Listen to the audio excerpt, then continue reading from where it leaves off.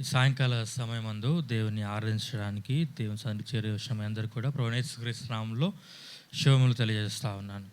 ఈ సాయంకాల సమయంలో మనము ఇంత సమయము దేవుని ఆరాధించవచ్చు, దేవుని పాటలు పాడుతూ వచ్చినాం, పాటల ద్వారా దేవుని ఆరాధిస్తూ వచ్చినాం. మనము ఎందుకు దేవుని స్తుతించాలనే విషయాలన్నింటినీ కూడా ఆ పాటలో మనం చూస్తూ వచ్చినాం. దేవుని వాక్యంలో కూడా ఇప్పుడు చూద్దాము, దేవుని మనం ఎందుకు ఆరాధించాలి, ఆయన ఆరాధించడానికి కలిగిన అర్హత ఏంటి, లేదా మనం ఎందుకు ఆరాధించాలని దేవుని వాక్యం చెప్తుందో ఆ దేవుని వాక్యం వెలుగులో మనం చూసుకొని క్లుప్తంగా చూసుకొని దేవుని ఆరాధించేట్లో వ్యక్తిగతమైన ఆరాధన సమయాన్ని కలిగి ఉండడానికి దేవుడు మనకు సహాయం చేయను గాక. రండి, తెస్సలోనికీయులకు రాసిన 2వ పత్రిక 3వ అధ్యాయం 16వ వచనం. తెస్సలోనికీయులకు రాసిన 2వ పత్రిక 3వ అధ్యాయము 16వ వచనము అందరం కూడా కలిసి చదువుకుందాం. సమాధానకర్తయగు ప్రభువు తానే ఎల్లప్పుడూ ప్రతి విధము చేతను మీకు సమాధానము అనుగ్రహించును గాక. రండి, 2వ భాగముగా యెషయా 9వ అధ్యాయము 6వ వచనము. యెషయా 9వ అధ్యాయము 6వ వచనము.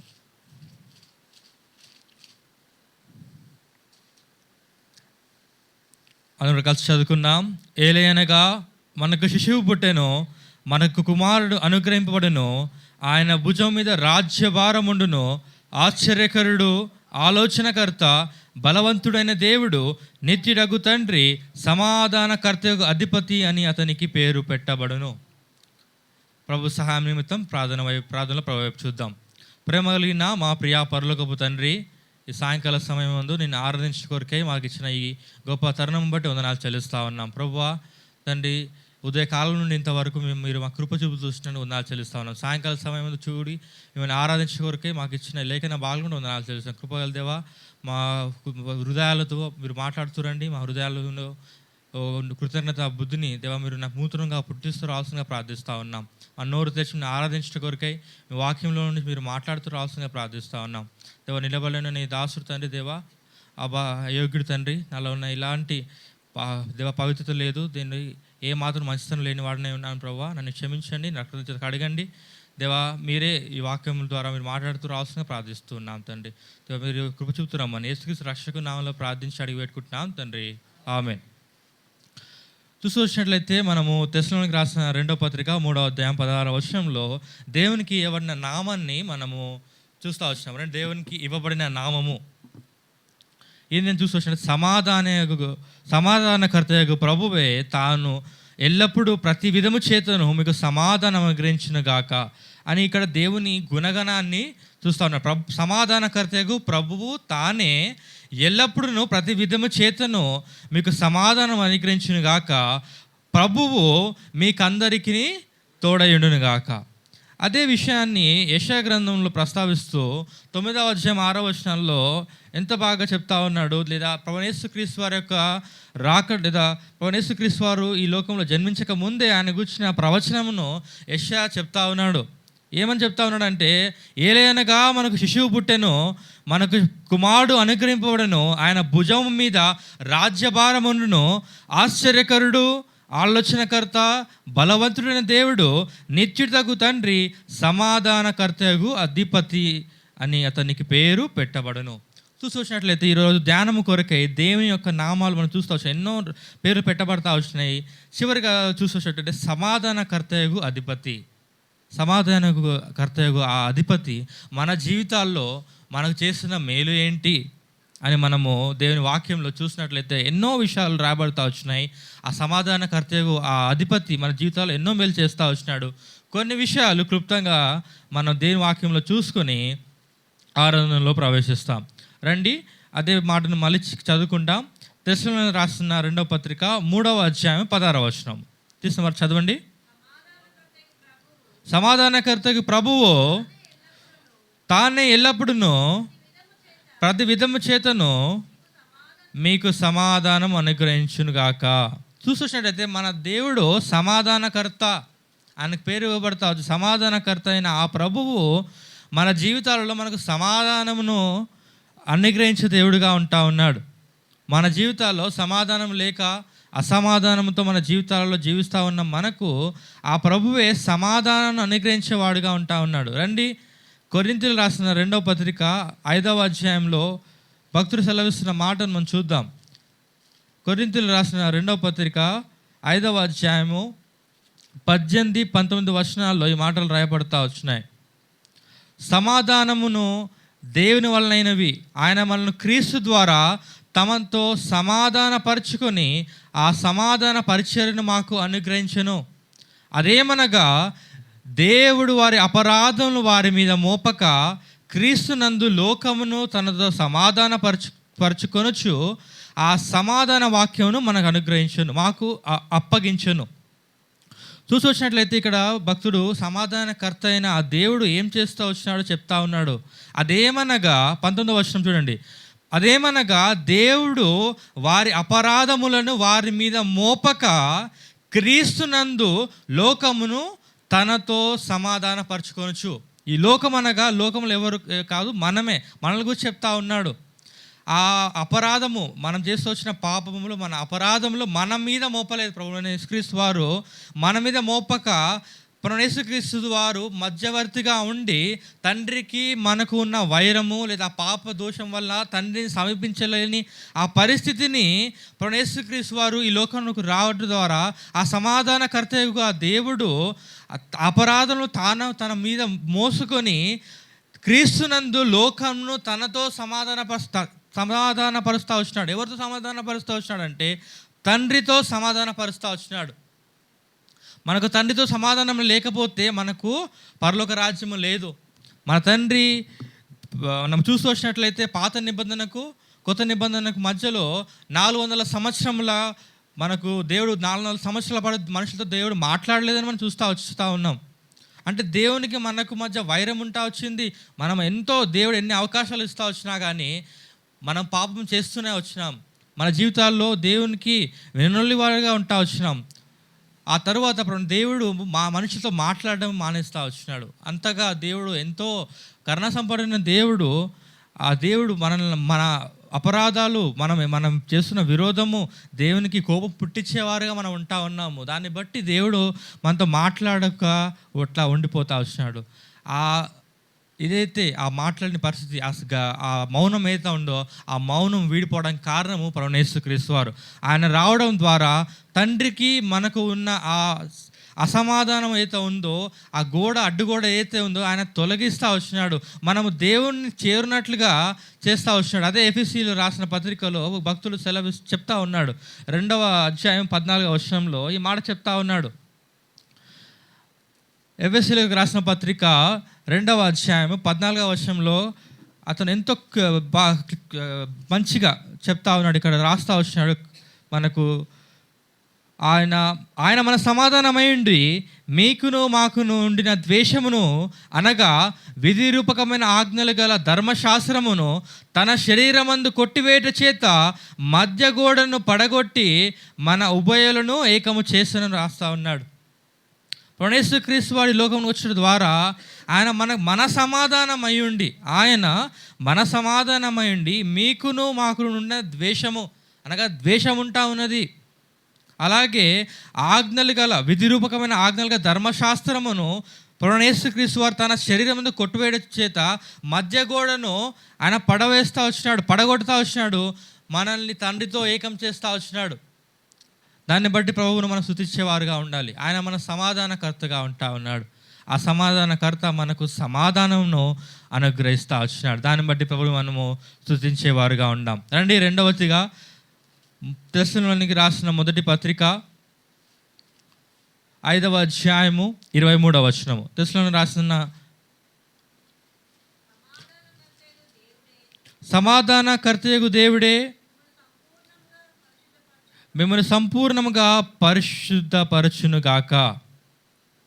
చూసినట్లయితే మొదటిగా సమాధానకర్తగా దేవుడు మనకు సమాధానం అనుగ్రహిస్తూ ఉన్నాడు. అదే సమాధానకర్త అయిన దేవుడు మనకు చూసినట్లయితే రెండవదిగా మిమ్మును సంపూర్ణముగా పరిశుద్ధపరచునుగాక, మనకు పరిశుద్ధతను అనుగ్రహిస్తూ ఉన్నాడు. మొదటిగా సమాధానం అనుగ్రహిస్తూ ఉన్నాడు, రెండవదిగా పరిశుద్ధతను అనుగ్రహిస్తున్నాడు. అది కూడా పరిశుద్ధత అని అనడం కాక సంపూర్ణమైన పరిశుద్ధత, మిమ్మును సంపూర్ణంగా పరిశుద్ధపరచును గాక అని రాస్తూ ఉన్నాడు అండి. అదే మాటను హెబ్రీయులకు రాసిన పత్రికలో చూస్తాం. హెబ్రీయులకు రాసిన పత్రిక 13వ అధ్యాయము 12వ వచనంలో ఇదే మాటను ప్రస్తావిస్తూ ఉన్నాడు.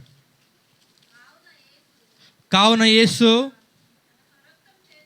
తన స్వరక్తము చేత ప్రజలను పరిశుద్ధపరచుటకై గవిని వెలుపట శ్రమ పొందెను. చూసినట్లయితే మనల్ని పరిశుద్ధపరచుట కొరకు యేసు క్రీస్తు వారు తన స్వరక్తం ఇస్తూ వచ్చినాడు. తన రక్తాన్ని కార్చి మనలను అనగా ప్రజలను అని అంటా ఉన్నాడంటే ప్రజలమైన మనలను, అపవిత్రమైన మనలను పవిత్రపరచుటకై, పరిశుద్ధపరచుటకై గవిని వెలుపట ఆయన శ్రమ పొందుతా వచ్చినాడు. ఆ కలువరి శిలువలో యేసు క్రీస్తు వారు ఆ గవిని వెలుపల గల్గొతా కొండ మీద యేసు శిలువ వేయబడి ఆ రక్తమంతయు కార్చి మనకు పరిశుద్ధతను అనుగ్రహిస్తూ వచ్చినాడు. ఆయన నామము ద్వారా మనం పాపలమై అపరాధులమై మనలో ఏమాత్రం పరిశుద్ధత లేకుండా మనం జీవిస్తూ ఉన్న మనల్ని పవిత్రపరచడం కొరకే యేసు క్రీస్తు వాడు తన రక్తాన్ని మనకు ఇస్తూ వచ్చినాడు. ఆయన చిందించిన రక్తము ద్వారా మనకు పరిశుద్ధత లభిస్తూ ఉన్నది. ఆయన రక్తంలో మనకు పాప క్షమాపణ లభిస్తూ ఉన్నది. మనం పాప క్షమాపణ పొందిన మనము పరిశుద్ధమైన దేవునికి అనుకూలమైన జీవితము జీవించడానికి దేవుడు మనకు అవకాశం అనుగ్రహిస్తూ వచ్చినాడు. అంటే అదే మాటని ఎఫెసీయులకు రాసిన పత్రిక 5వ అధ్యాయము 25-27 వచనంలో చూస్తాం. ఎఫెసీ 5వ అధ్యాయము 25-27 వచనంలో మనం ఈ మాటను చూస్తాం. పురుషులారా మీరును మీ భార్యలను ప్రేమించుడి, ఇటువలే క్రీస్తు కూడా సంఘమును ప్రేమించి అది కలంకమైనను మృతైనను అట్టిది మరి ఏదైనా లేక పరిశుద్ధమైనది గాను నిర్దోషమైనది గాను మహిమగల సంఘము గాను ఆయన తన ఎదుట దానిని నిలబెట్టుకొనవలెనని వాక్యముతో ఉదక స్నానము చేత దాన్ని పవిత్రపరిచి పరిశుద్ధపరచుకై దాని కొరకు తన్ను తాను అప్పగించుకోవచ్చు. ప్రభువైన యేసుక్రీస్తు వారు మనల్ని పరిశుద్ధపరచుట కొరకై తనకు తాను అప్పగించుకుంటా వచ్చినాడు. తన సొంతంగా అప్పగించుకుంటా వచ్చినాడు. తన రక్తాన్ని చిందించడం కొరకై, తన ప్రాణాన్ని పెట్టుకొట్టకై ఆయనకు మనల్ని కొరకై తను అప్పగించుకుంటా వచ్చినాడు. మనము ఎలా ఉండాలి అని చూస్తూ వచ్చినట్లయితే అక్కడ సంఘమును గురించి అక్కడ చెప్తా ఉన్నాడు. ఆ సంఘం అనగా మనమే శరీరంగా ఉంటా ఉన్నాం. మనము దేవుని సంఘమై ఉన్న మనము ప్రభువైన యేసుక్రీస్తు వారి మధ్యాకాశంలో పెళ్లి కుమార్తెగా సంఘం ఎత్తబడినప్పుడు ప్రభువైన యేసుక్రీస్తు వారిని ఎలా ఎదుర్కోవాలి, ఎదుర్కోవాలని కావాల్సిన అలాంటి గుణాలు మనం కలిగి ఉండాలో దేవుడు అక్కడ చెప్తా ఉన్నాడు. అటువలే క్రీస్తు కూడా సంఘమును ప్రేమించి అనగా మనలను ప్రేమించి అది కలంకమైనను ముడతైనను అట్టి మరి ఏదైనా లేక పరిశుద్ధమైనది గాను నిర్దోషమైనది గాను మహిమగల సంఘము గాను ఆయన తన ఎదుట దాన్ని నిలబెట్టుకునే వాళ్ళని మనలో ఇలాంటి విషయాలన్నిటినీ దేవుడు మనలో చేర్చడానికి మనలో ఉన్న ప్రతి విధములైన ఏ విధములైతే మనం కోల్పోతా వచ్చినప్పుడు ప్రతన్నిటినీ కూడా తను సరిచేస్తూ ఉన్నాడు. ఆ ముడతలు మనకున్న అపరిశుద్ధతను తీసివేయడం కొరకే ప్రభువైన యేసుక్రీస్తు వారు ఆ కలంకరను ముడతను మచ్చను ప్రతి దాన్ని తీసివేస్తూ వచ్చినాడు. అలా చేయడం కొరకే తను తానే అప్పగించుకుంటా వచ్చినాడు. ఆ సమాధానకర్త అయిన దేవుడు మనకు సమాధానం అనుగ్రహిస్తూ వచ్చినాడు. సంపూర్ణముగా మనకు పరిశుద్ధపరుస్తూ వచ్చినాడు. ఆ పరిశుద్ధపరచ కొరకే తన స్వరక్తం ఇస్తూ వచ్చినాడు. తనను తానే అప్పగించుకుంటూ వచ్చినాడు. ప్రభువైన యేసుక్రీస్తు వారు ఆయన తన రక్తము ద్వారా మనల్ని పవిత్రపరుస్తూ వచ్చినాడు. మరొక మాటను చూసుకొని మనము ఆరాధనలో ప్రవేశిస్తాం. హెబ్రీయులకు రాసిన పత్రిక 13వ అధ్యాయము 20వ వచనం. హెబ్రీయులకు రాసిన పత్రిక 13వ అధ్యాయము 20-21 వచనం వరకు అందరం కూడా కలిసి చదువుకుందాం. అందరం కూడా కలిసి 13వ అధ్యాయము 20-21 వచనం వరకు అందరం కలిసి చదువుకుందాం. గొర్రెల గొప్ప కాపరైన యేసు అను మన ప్రభు నిత్యమైన నిబంధన సంబంధము రక్తమును బట్టి మృతుల నుండి లేపిన సమాధానకర్తకు దేవుడు యేసుక్రీస్తు ద్వారా తన దృష్టికి అనుకూలమైన దానిని మనలో జరిగించుచు ప్రతి మంచి విషయములోనూ తన చిత్త ప్రకారముగా చేయుటకు మిమ్మల్ని స్థిరపరచును గాక. యేసుక్రీస్తుకు యుగయుగములు మహిమ కలుగును గాక. వచ్చినట్లయితే ఇక్కడ ఒక విషయాన్ని రాస్తా ఉన్నాడు.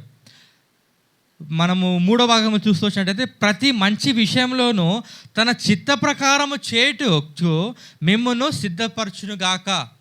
యేసుక్రీస్తు వారు మనల్ని సమాధానపరచడమే కాకుండా, మనల్ని పవిత్రపరచడమే కాకుండా, తన చిత్తం ఏదైతే ఉందో మన జీవితాల్లో యేసుక్రీస్తు వారు తండ్రి అయిన దేవుడు మన జీవితంలో కలిగి ఉన్న ఆ చిత్తమును ఎలా నెరవేర్చాలో ఆయన చేయడానికి మనల్ని సిద్ధపరుస్తూ ఉన్నాడు.